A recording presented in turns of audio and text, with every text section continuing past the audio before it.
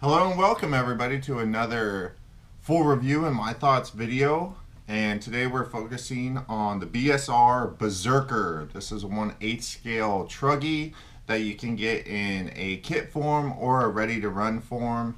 They don't make this exact one anymore. This has been discontinued and they now have an updated version, which I can't really see any differences. It still comes with basically everything that this technically comes with, other than it does have different stickers on the body and stuff. I haven't really looked into it, but it's the same chassis. It comes with like pretty much all the same components. So it's pretty much this, but they're calling it an updated version. Alrighty, so this is the kit version. So I did have to run my own electronics in this thing and everything, so I can't attest to like what the electronics are that comes in the ready to run. But yeah, this was the kit version, and I have had this thing for quite a while. I have had it in several different forms too, 6S capable, with a big heavy duty motor and everything. I have had this thing a little more relaxed on 4S, and I will tell you right now that this truck lives up to its name, Berserker, because this thing is wild. It is very, very hard to control. It is extremely hard with any sort of power put down to the wheels to get this thing to go in a straight line. And that's going to be like, that's going to come into effect a little further in this video. But let's just basically talk about the truck and its handling, mannerisms, durability, and all that stuff. I want to make this kind of a quick review. Don't want to spend a lot of time on it. So this thing is pretty much exclusively from Hobby King. You probably can get it, maybe find one on eBay or something, but you're basically gonna have to rely on Hobby King for parts and all that stuff for this truck, which is kind of a bad thing sometimes, because they do tend to go out of stock on a lot of parts for a long time. Not all the time, but it can be pretty difficult to get parts for this. They do have a new distribution center in Washington State in the United States, if you live in the United States. So that is kind of convenient. You can get your parts a little bit quicker, but as I said before, they do tend to go out of stock on a lot of parts for a long time. And if you need to get a couple parts that they don't have at the distribution center here in the United States, instead of waiting like 10 to 15 days, you're going to be like 15 to 40 days. So yeah, that's pretty inconvenient. So if you break something on this rig that has to be shipped from overseas, and it's something that you can't run this truck without replacing that, that is kind of a bummer, especially if it's your only truck, because you're going to be waiting about a month and a half. It's pretty frustrating, to say the least. So as far as durability, this thing had pretty relatively good durability for me. I did not have a bunch of horrible crashes, but I did have several pretty decently hard crashes. And as you can tell, I do have the parts. I have a new wing for it. I have a new wing mount and everything. I'm just waiting for the little block on top of the diff case that the wing mount connects to. That broke in my last bash. It also is where the rear chassis brace connects to. So that broke, and of course it was out of stock for a long time. And then when it came back in stock, it was only in stock from the distribution center from China. So I am waiting. But I have a new wing mount for this thing. I'm going to put the wing back on it and everything. So parts availability can be okay, but you know, you're kind of rolling the dice if you break something on this thing. A positive thing is this thing does come with a lot of aluminum. It's got a flat pan chassis that is aluminum, high grade aluminum as well. The shock towers, front and rear, are aluminum. The hubs are aluminum. I mean, this thing does have a decent amount of aluminum on it, and it seems to be put together relatively well. I mean, the components, I haven't had any problems with the A-arms or anything like that. I think I broke 2 of the tie rods in the front, just the rod. I broke 1 rod end and then actually sheared the rod itself. So tie rods seem to be one of the weak points on this thing, but outside of that, I haven't really had any issues besides breaking the wing off and breaking that I guess chassis brace mount, which is plastic, but it's just a little tiny piece of plastic, kind of like an Arma crate, and it has, you know, it's got 2 screws on top and it bolts to it, and the wing mount comes in and bolts to the side, and the chassis brace comes up and bolts to it. So it's got a lot of stress on it, and it's a little tiny plastic piece, which kind of doesn't make sense. I would like to see something a little heavier duty for that, but it is what it is. That's how they designed it. And like I said, they don't make this specific one anymore. It's the updated version, but looking at that and looking at this, I can't really tell a difference. It has the same A-arms, the same shocks, the same springs. I do believe it even comes with the same electronics that the Ready to Run does. Now, the kit version with no electronics, you'll have to supply all your own electronics, is about $100 or $230. Excuse me. So it's $230 for the kit plus shipping, which I'm not sure how much shipping is. Or you can get the Ready to Run version for about $400.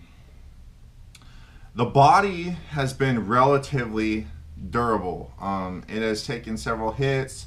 I mean, it's got a few crinkles, a few spots, 1 little crack right here in the front, but it's been pretty good, and I do think it looks pretty good. And I do like this cubby hole right here. That's kind of where I set the stuff, you know, like I'll set the body clips and everything in this little cubby hole. But all in all, this truck's been pretty durable. Now, it's not this wide out of the box. I do have wheel spacers on it. It does come with a very, very, very not good set of tires, depending on where you run, I guess. But I have heard bad thing about the tires, and then from my experience with the tires, the stock tires, they're just horrendous. I put these tires on it. These tires didn't work very well on the JLB 21101 Extreme Cheetah, but on this, on 4S, they did work much, much better. And that's going to bring me to one of my things about this thing. So, with this thing, unless you want an insane, out of control, you know, drive at your own risk type RC, I would put a mediocre brushless system, especially in the kit version, and just run it on 4S. It's fun. It tends to jump pretty well, but if you put any sort of power in this thing, the Berserker comes out, and it's just, you know, it is an extremely difficult RC to control. Like I said, if there's any sort of power going to the wheels, this thing will not go in a straight line. I mean, I have tried toe in, toe out, camber out, camber in, just tuning and tuning and tuning the steering and everything on this thing, just trying to get it to go in a straight line if it has any sort of power in it. And so far I have completely failed in that aspect until I put a less powerful system in this thing and ran it on 4S. And then this thing was much, much funner to drive. It didn't have overly crazy amount of power. It wasn't super, super fast and everything like that. But it was fun to drive, and it was control. You could control it at that point. Before that, it was just completely bonkers, off the wall. You can't control this thing if it has any sort, well, not any sort of power, but if it has a good amount to a lot of power, yeah, this thing just, the Berserker comes out and it's just all over the map. But, you know, as far as like the kit version where you gotta supply your own electronics, being about 230 bucks, the ready to run that comes with everything you need being about, you know, 400 bucks with parts availability and everything. I'm just gonna go ahead and say that I'm not a very big fan of this truck. You know, it's not bad quality or anything like that. I'm just not a fan of it. You know, I'm not a huge fan of its driving characteristics. I'm not a big fan of like the parts availability, how like, you know, it's kind of a gamble every time you break something, whether you're gonna have to wait a month and a half or you're gonna be able to get the parts relatively quickly.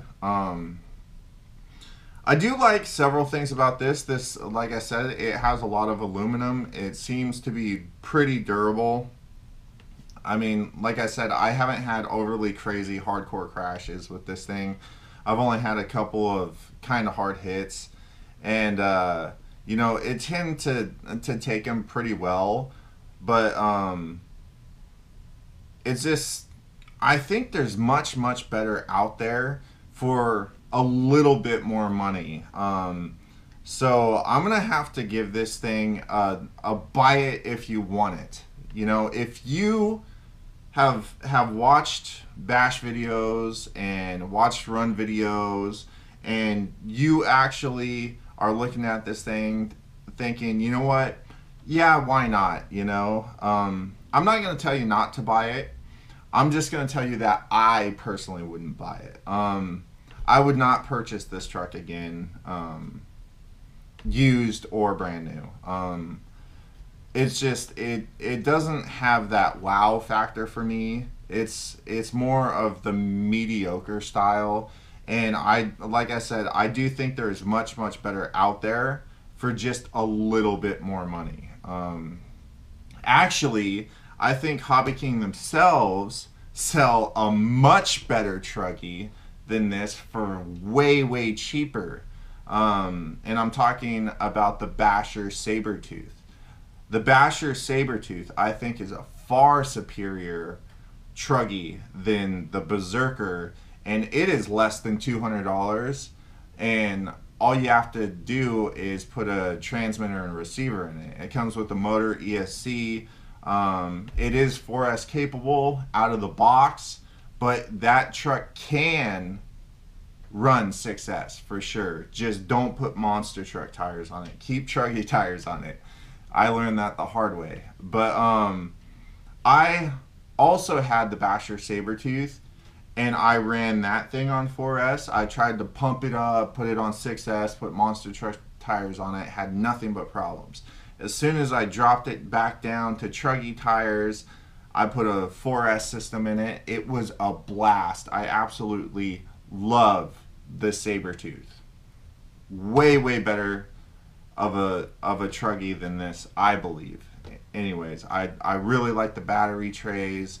How the whole truck setup I like much, much better than this, and it is way, way cheaper. I think right now it's on sale even, and you can get it for like 175 bucks. So that's where I'm going to leave it. It's not a horrible truggy, and like I said, I'm not going to jump through the screen and smack you or anything if you do end up wanting to get the BSR Berserker. I'm just going to say, you know, buy it if you want it. but there is better out there. All right, everybody. Well, that's my full review and thoughts on the BSR Berserker. Please hit the thumbs up button if you did like this video. Don't be shy about smashing that thumbs down if you didn't. Hey, check out the description. There's a bunch of stuff down there. You can help support the channel. You can become a Patron. You can get Killer Off-Road Hobbies merchandise, all kinds of stuff. Get in on the raffles. You know, we got a raffle going on right now. We've always got raffles going on. Any ongoing or upcoming, you can join via the link in the description. All right, everybody. Until the next video, get out there, get an RC, go have some fun, and we'll see you right back here then. I'm Gary, your host, saying peace.